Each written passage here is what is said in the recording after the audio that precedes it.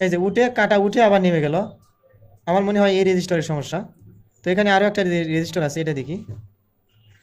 এটাতে সেম একই সমস্যা, কাটা উঠলো আবার নেমে গেল। এই যে কাটা উঠতেছে আবার কিন্তু নেমে যাচ্ছে। তো সেম মানে রেজিস্টার, এখানে যেগুলো রেজিস্টার ট্রানজিস্টর ক্যাপাসিটর যা আছে এখানেও সেই মানের আছে, এটা আমি পরিমাপ করে দেখব। তো এখানে দেখেন একদম সেম 2 বরাবর গেছে, কাটা উঠছে কত দূর পর্যন্ত দেখবেন, ভালো করে দেখেন। আসসালামু আলাইকুম ভিউয়ার্স, আমার হাতে একটা মিশুকি জুয়াইগের কন্ট্রোলার দেখতে পাচ্ছেন। এটা একদম নিউ মডেল কন্ট্রোলার, একদম নতুন দেখতে, যেমন দেখেন চকচকায় আছে। তো এটা হচ্ছে JR প্লাস কোম্পানির 48 ভোল্ট 1200 ওয়াট একটি কন্ট্রোলার। তো এই কন্ট্রোলারটা একদম নতুন। তো এই কন্ট্রোলারের সমস্যা হচ্ছে সব কিছু ঠিক আছে, এই মসফেট সাইড ঠিক আছে, মসফেটগুলো সব ঠিক আছে, এই পাওয়ার সাইডে ঠিক আছে, আপনার 5 ভোল্ট সেকশন যেটা বলা হয় এটা 100% ওকে আছে। কিন্তু সমস্যা হচ্ছে মোটর সেন্স পায় না। তো এটা সেন্স পায় না কেন সেটাই আমি আজকে আপনাদেরকে দেখাবো। তো এর আগে আমি আপনাদেরকে এই মসফেট সাইড এবং পাওয়ার সাইড পরিমাপ করে দেখাবো যে এটা 100% ওকে আছে কিনা। 100% সব কিছু ওকে থাকার পরেও কেন সেন্স পায় না, এটাই আমি আপনাদেরকে একদম ক্লিয়ার করে দেখাবো পার্ট টু পার্ট। ভিডিওটি স্কিপ না করে শুরু থেকে শেষ পর্যন্ত দেখবেন। এবং আপনি যদি আমার চ্যানেলে নতুন দর্শক হয়ে থাকেন প্লিজ আমার চ্যানেলটিকে সাবস্ক্রাইব করুন এবং ভিডিওটি ভালো লাগলে একটি লাইক দেবেন। তো আমি একটা মাল্টিমিটার নিয়েছি, অ্যানালগ মাল্টিমিটার। অ্যানালগ মাল্টিমিটারের X1K তে সিলেক্ট করে নিয়েছি এবং দুটি প্রোব এক করে কানাটি 0 করে নিয়েছি। তো এখন আমি আমার এই যে ড্রাইভার সেকশনের যে মসফেটগুলো আছে এটা আমি পরিমাপ করব। তো অ্যানালগ মাল্টিমিটারের ক্ষেত্রে পজিটিভের সঙ্গে পজিটিভ প্রুফ ধরতে হয়, পজিটিভের সঙ্গে আমি পজিটিভ ধরলাম। এখন যে হলুদ সবুজ নীল এই তিনটা তার আছে এটা আমি পরিমাপ করব।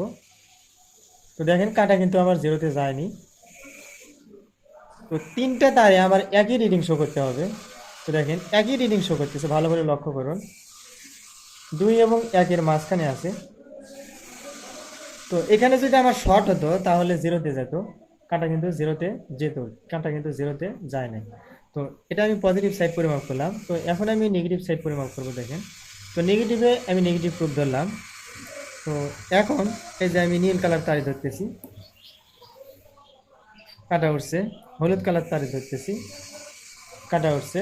এবং সবুজ কালার তারে দেখি, এখানেও কাটা উঠছে। আমার কোনো তারেই কাটাটি 0-তে যাচ্ছে না, তার মানে আমার এই মসফেট সাইডটা 100% ওকে আছে।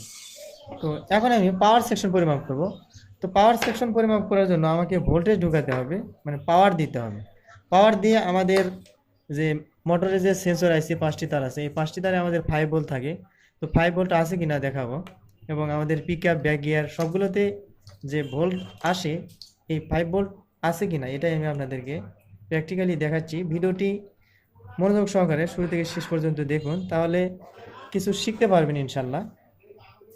আর আপনারা যদি আমাদের অটো ট্রেনিং সেন্টারে এসে এই অটো ডিপার্টমেন্টের সবগুলো কাজ প্র্যাকটিক্যালি প্রশিক্ষণ নিতে চান, তাহলে আমাদের স্ক্রিনে থাকা নাম্বারে কল করে আমাদের সঙ্গে যোগাযোগ করবেন। তো আমি ড্রাইভার সেকশনে যে নেগেটিভ আছে এই নেগেটিভের সঙ্গে আমি নেগেটিভটা লাগিয়ে দিলাম এবং চাবির তারের সঙ্গে পজিটিভটা লাগিয়ে দিলাম। এই চাবির তারে আমি যদি ভোল্টেজটা না ঢুকাই তাহলে আমার 5 ভোল্ট সেকশন চালু হবে না, অর্থাৎ এখানে আমরা ভোল্ট পাবো না। তো এখানে ভোল্ট আছে কি না এটা আমি আপনাদেরকে দেখাই। দেখেন, তো এখন আমি মিটারটি ভোল্ট রেঞ্জে সিলেক্ট করে নিচ্ছি, 10-এ সিলেক্ট করে নিলাম। তো এখন আমি চার্জারটা অন করে দিচ্ছি, চার্জারটা অন করে দিলাম। তো এখানে দেখেন একটা লাইট জ্বলতেছে, ব্লিপ দিচ্ছে দেখেন, একবার লাল আলো এবং একবার সবুজ আলো জ্বলতেছে। তো 5 ভোল্ট সেকশনের মধ্যে দেখেন এই যে প্রথমে আমি সেন্সরে পরিমাপ করব। সেন্সরের এই যে এটা লাল, এটা কালো, আর এই যে বাকি তিনটা হলুদ সবুজ নীল। তো নেগেটিভের মধ্যে আমি নেগেটিভটা ঢুকিয়ে দিচ্ছি। তো লাল তারে দেখবো এখন, এখানে দেখেন 5 ভোল্ট আছে। হলুদ তারে দেখি, এখানেও কিন্তু 5 ভোল্ট আছে।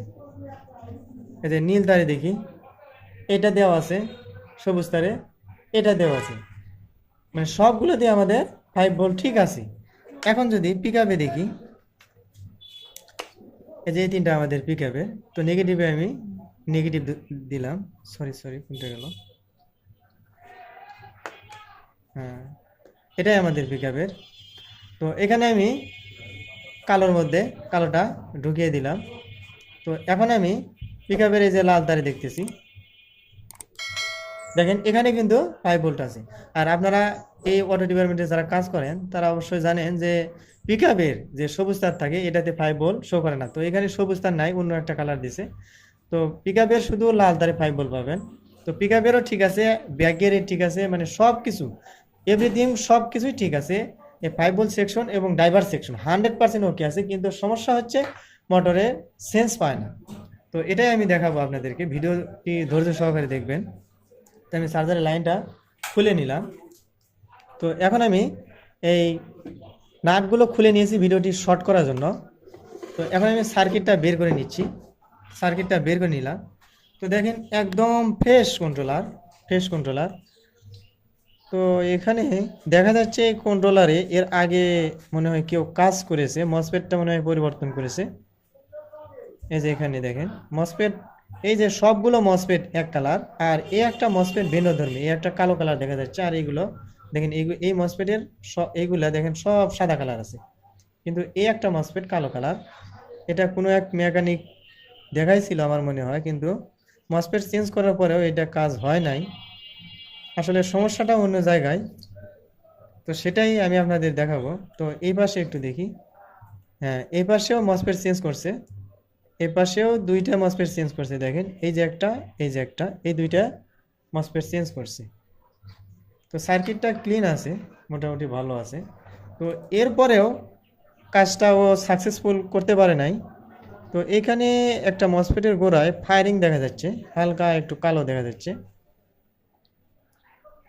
তো এখানে আমি যে রেজিস্টর, ট্রানজিস্টর, ক্যাপাসিটরগুলো যেগুলো আছে এগুলো আমাকে পরিমাপ করতে হবে। তো ভিডিওটি ধৈর্য সহকারে দেখবেন। রোগ নির্ণয় করতে গেলে আসলে অনেকটা সময় লেগে যায়। তো ভিডিওটি লং হলে আপনারা দেখতে চান না। তো ভিডিও লং হলে যদি না দেখেন ভাই, তাহলে আপনারা কাজ, ভিডিওর মাধ্যমে কাজ শিখতে চাইলে আপনাকে পুরো ভিডিওটা দেখতে হবে, না দেখলে শিখতে পারবেন না। তো গেটের যে রেজিস্টর আছে এই রেজিস্টরগুলো আমি পরিমাপ করব প্রথমে। সরি, এখানে আমাকে কন্টিনিউটি মোডে সেট করতে হবে। X1K-তে আমি সিলেক্ট করে নিলাম। তো গেটের রেজিস্টরগুলো আমি এখন পরিমাপ করব। ঠিক আছে। রেজিস্টরের ক্ষেত্রে, গেটের রেজিস্টরের ক্ষেত্রে যদি কাটা ওঠে তাহলে রেজিস্টর ভালো, যদি শর্ট দেখায় কাটা জিরোতে আসে তারপরে ভালো। দেখেন এগুলো কিন্তু কাটা উঠতেছে,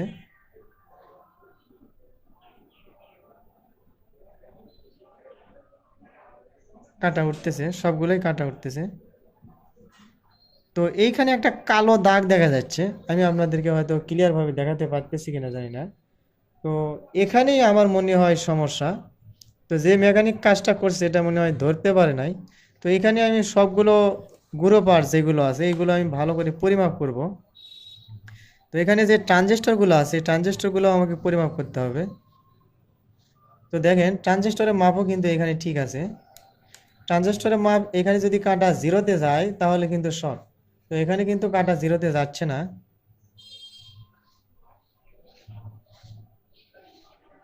আসলে এখানে আমার ধরতে একটু সমস্যা হচ্ছে তাই। ঠিক আছে, কাটা জিরোতে যায় না, কাটা যদি জিরোতে যায় তাহলে শর্ট ট্রানজিস্টরের ক্ষেত্রে।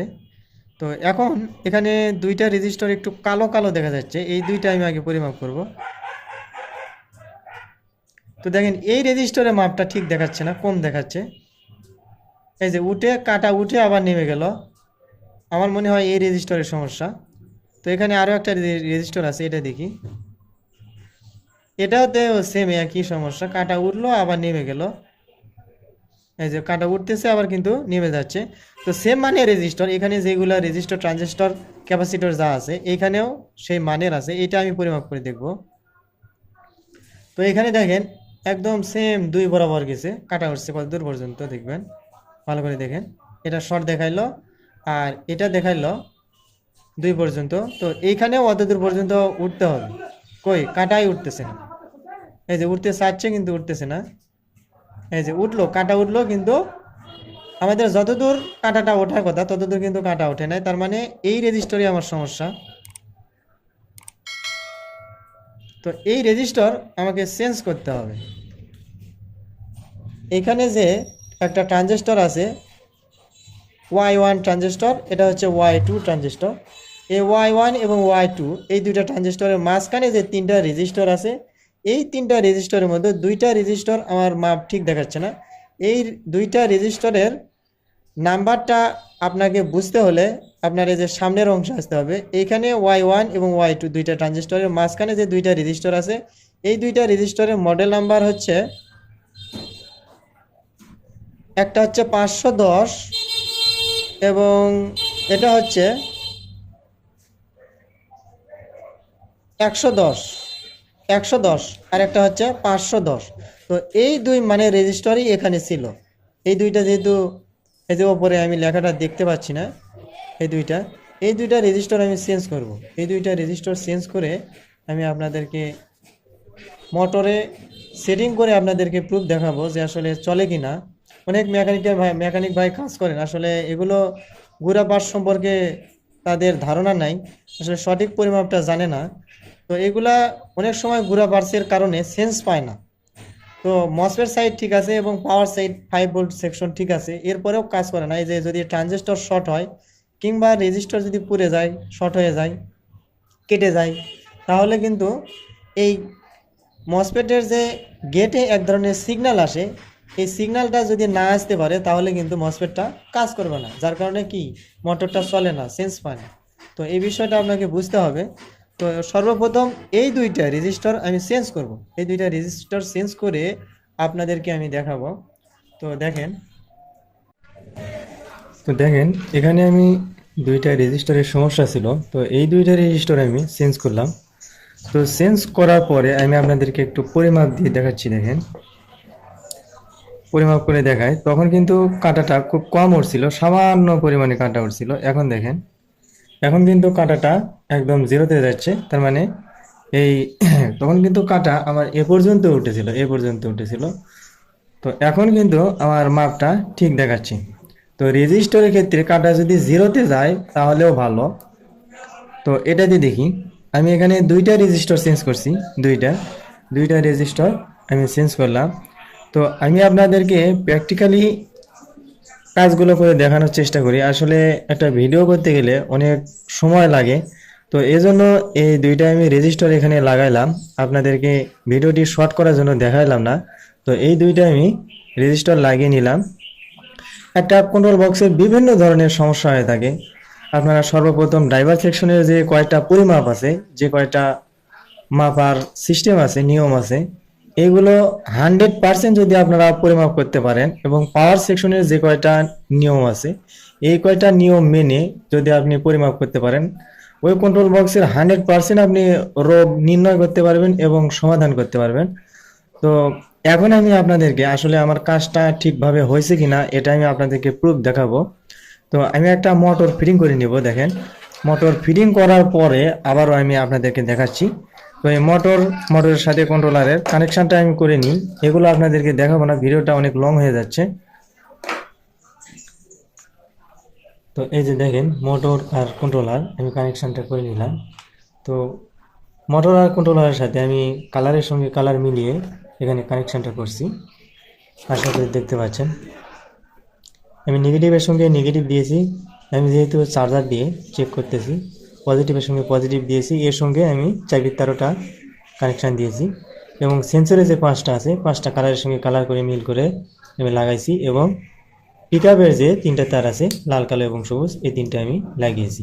এখানে আমার ব্যাক গিয়ারেরটা লাগাই নাই, ব্যাক গিয়ারের প্রয়োজন নেই, শুধু যেহেতু চেক করব এই কারণে আমি আমার যেগুলো জরুরি প্রয়োজন সেগুলো আমি শুধু কানেকশানটা করছি।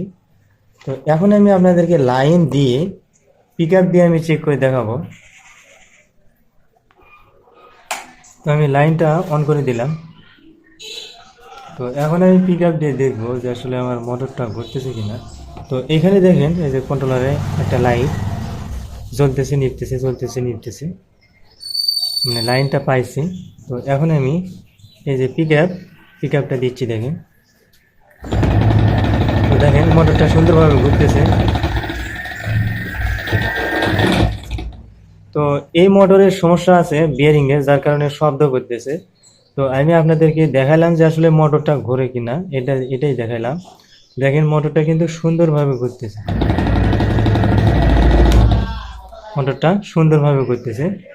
তো আপনারা যদি এই অটো ডিপার্টমেন্টের মোটর কন্ট্রোলার, চার্জার, ওয়ারিং এগুলো কাজ প্র্যাকটিক্যালি প্রশিক্ষণ নিতে চান, তো আমাদের স্ক্রিনে থাকা নাম্বারে কল করে আমাদের সঙ্গে যোগাযোগ করতে পারেন। তো কন্ট্রোলারের আরও কিছু ক্রিটিক্যালি পরিমাপ আছে, তো এই ক্রিটিক্যালি পরিমাপগুলো আপনাকে জানতে হবে। আপনি যদি না জানেন তাহলে বিষয়গুলো সমাধান করতে পারবেন না। অনেক ক্রিটিক্যালি কিছু রোগ আছে যে সব কিছু ঠিক আছে তারপরেও কেন সেন্স পায় না, মোটরটা কেন ঘোরে না। তো এই ক্রিটিক্যালি রোগগুলো ধরতে গেলে, শিখতে গেলে অবশ্যই আপনাকে কোনো ওস্তাদের কাছে যাইতে হবে। তো কারো না কারো কাছে আপনি যদি না যান তাহলে এই ক্রিটিক্যালি বিষয়গুলো আপনি শিখতে পারবেন না। তো জটিল কিছু নিয়ম আছে রোগ নির্ণয় করার, পরিমাপের কিছু নিয়ম আছে। তো এগুলো যদি শিখতে চান তাহলে অবশ্যই আপনাকে ট্রেনিং সেন্টারে গিয়ে প্রশিক্ষণ নিতে হবে এগুলো বিষয়ের ওপরে। তো আশা করি ভিডিওটি বুঝতে পারছেন। তো আজকের ভিডিও এ পর্যন্তই। ভালো থাকবেন। আসসালামু আলাইকুম।